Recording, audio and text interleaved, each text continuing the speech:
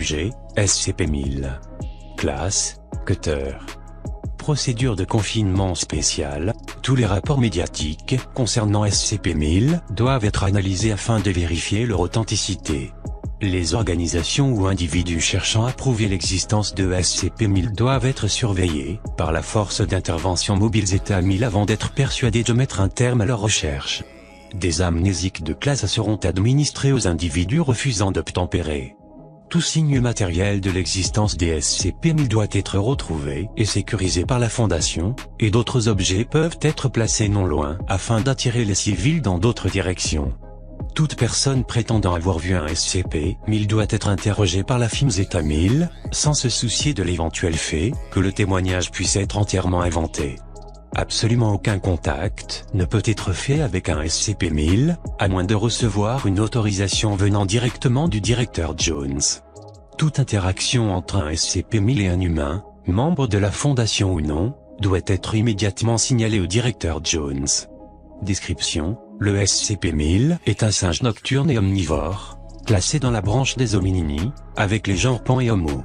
La taille des adultes varie de 1,5 à 3 mètres de hauteur, et ils pèsent entre 90 et 270 kg. Leur fourrure peut être de couleur grise, marron, noire, rouge, et parfois, blanche.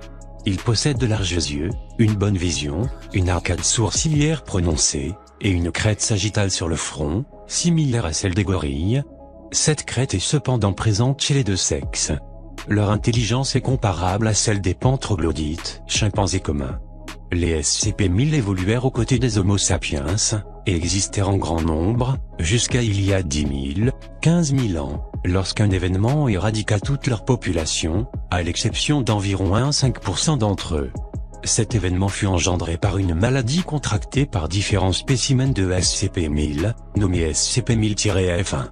Cette maladie est génétique et touche à ce jour tous les spécimens de leur espèce. La majorité des SCP-1000 naissent immunisés à son effet. Dans le cas échéant, ces derniers décèdent peu après la naissance.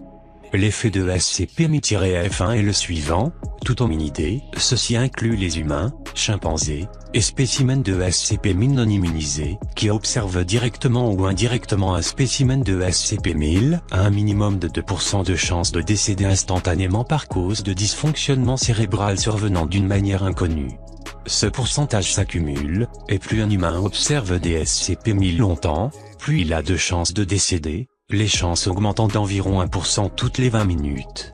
Cet effet varie entre les spécimens de SCP-1000, et certains d'entre eux ont une chance de mort d'environ 90%. Cet effet est aussi produit lors de l'observation d'un corps mort, mais les échantillons de fourrure ne semblent pas pouvoir reproduire l'effet. Les seuls moyens connus pour empêcher ces effets ne fonctionnent que sur un court terme et impliquent l'utilisation de voir documents ci-joints. Niveau 3 requis. En raison des proches rapports entre les SCP-1000 et les humains, il est considéré possible que la maladie de SCP-1000 soit transférée chez l'espèce humaine. Tout SCP-1000 parvenant à atteindre un centre de population majeur serait capable d'engendrer une situation fin du monde de classe, avec un taux de décès d'environ % et une possible extinction de l'espèce humaine. Par chance, les SCP-1000 semblent volontairement éviter tout rapprochement avec les êtres humains. Il est pour l'instant impossible d'exterminer leur espèce entièrement. Pour plus d'informations, voir le document Alpha 1596-1000, niveau 3 requis. Les plus grandes concentrations de spécimens de SCP-1000 sont actuellement localisées dans la région nord-ouest de l'Amérique du Nord, et dans la chaîne de montagnes de l'Himalaya, en Asie. À ce jour, ces populations subsistent toujours. La présence de SCP-1000 et ont également été signalées sur tous les continents, depuis environ 5 ans. Tous les centres principaux de population de SCP-1000 dangereusement proches des centres de population humaine ont été détruits. SCP-1000 se fit connaître par la Fondation lors d'une prise de contact du Dr Franz M. en 14, avec les Enfants du Soleil, des individus prétendant être des membres à rejeter de la main du serpent. Depuis ce jour, cette coalition fut entièrement détruite par la Fondation, en raison de leur refus de partager certaines informations sur SCP-1000, SCP et SCP, ensuite reclassés sous les noms SCP-MI- et SCP-MI-. Les membres restants ont rejoint la Fondation, où l'on fuit, probablement en rejoignant à nouveau la main du serpent. Les armes, outils, et autres ressources pseudo-technologiques possédées par l'organisation ont été classées de SCP-1000-001 à SCP-1000- données supprimées. Ces ressources ont été utilisées à de nombreuses reprises par la Fondation. Pour une liste complète des ressources et de leurs utilisations possibles, voir le document 1000 à 3534I, niveau 3 requis. Seul le personnel de niveau 4/1000 ou plus est autorisé à discuter avec les ex-membres des Enfants du Soleil, à moins d'une autorisation du directeur Jones et donnée directement à la personne concernée. Plus d'informations sont disponibles pour le personnel de niveau 3/1000 ou plus. Ces derniers se doivent de lire les documents Alpha 1596-1000. Addendum 1000-466X, modification des procédures de confinement spéciales, à partir du... Les procédures de confinement spécial de SCP-1000 n'incluent plus la procédure 516 Lumina. Indique que SCP-1000 semble développer une résistance naturelle à l'élément, se développe de moins en moins. Il est donc nécessaire d'annuler la pratique régulière de la procédure 516 Lumina, afin de pouvoir l'utiliser dans des situations d'urgence. Des recherches sont en cours pour trouver de nouvelles méthodes, pour éloigner SCP-1000 des centres de population majeurs. Des recherches sont également en cours afin d'analyser si la résistance de SCP-1000 à la procédure 516 Lumina est une coïncidence, par variation naturelle du spécimen, ou si celle-ci fut calculée, ce qui signifierait que SCP-1000 est... Document Alpha 1596-1000, message du directeur Jones.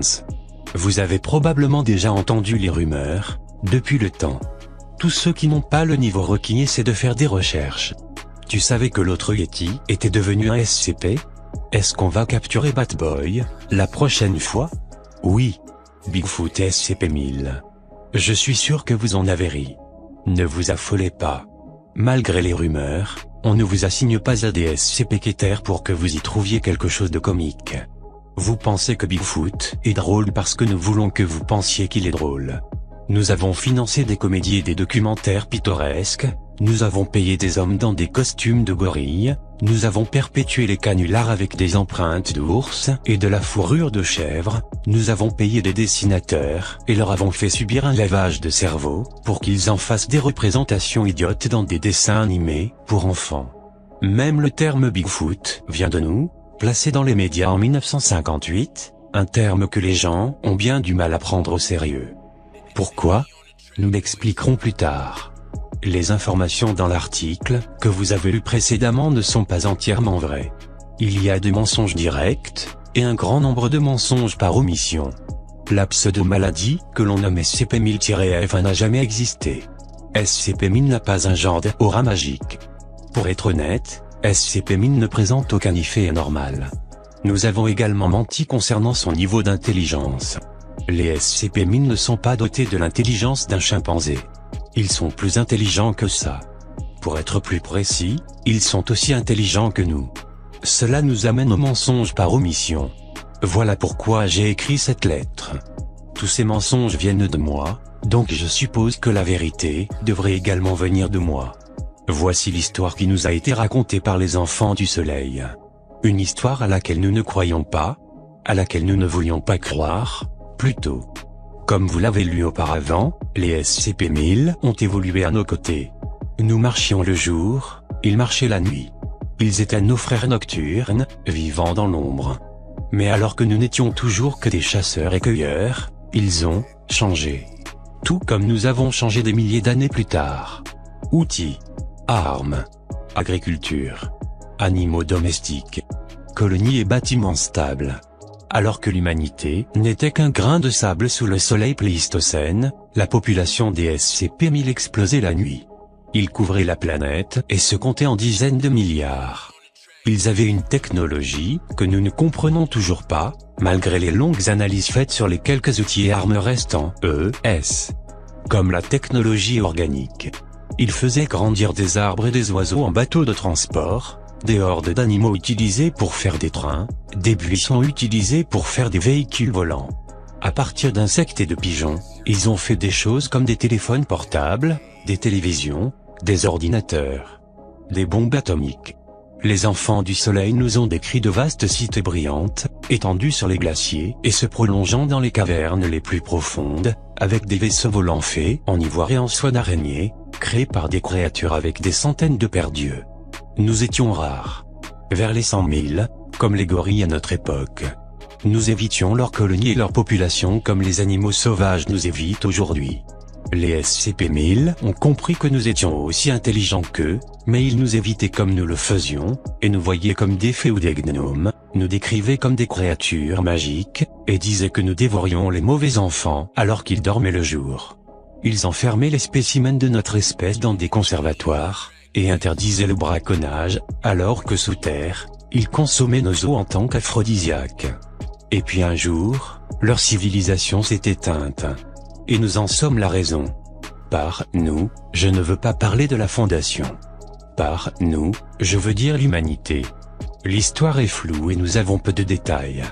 Selon les informations que nous avons à ce jour, un dieu farceur aurait décidé d'aider l'humanité, en nous offrant les armes des SCP-1000, et en nous expliquant comment les utiliser.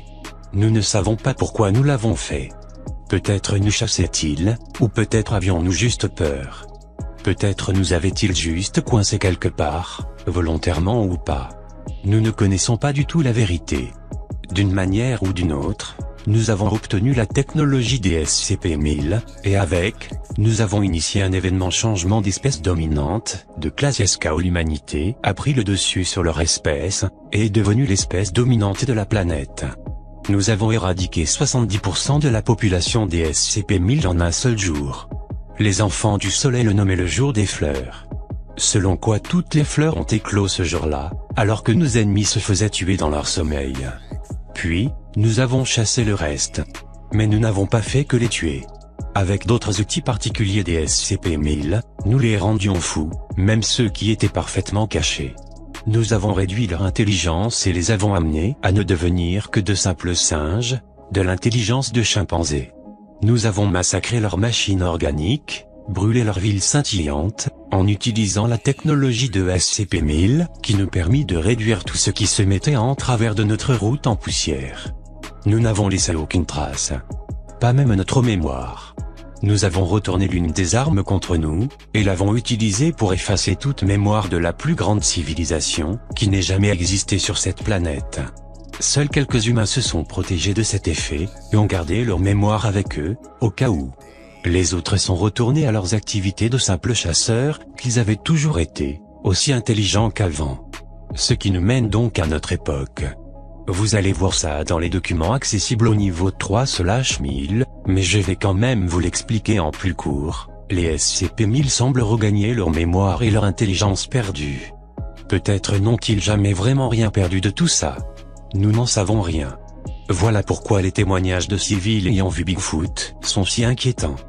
Pourquoi les tentatives de communication, même si le résultat est indéchiffrable, sont d'autant plus inquiétantes. Oui, les SCP-1000 sont exactement comme nous. C'est pour ça qu'ils sont aussi dangereux. Nous les avons effacés de l'histoire, et de notre mémoire. Nous avons détruit leur civilisation, et nous avons éliminé la quasi-totalité de leur population. Posez-vous alors cette question, s'ils en avaient la chance, que nous feraient-ils? Addendum 1000-056D, des SCP-1000 ont tenté de communiquer avec des agents de la Fondation à plusieurs reprises. La plupart de ces tentatives ont dans une langue inconnue. Cependant, des tentatives plus récentes ont montré que certains SCP-1000 étaient capables de communiquer en anglais. Ouverture des rapports sur les anomalies auxiliaires log 1000-065-X1, le document ci-dessous est une traduction peu précise d'un message porté par un SCP-1000 à un agent de la Fondation. Le groupe de points. Nous vous pardonnons. Vous avoir choix, pas pour toujours. Laissez-nous revenir.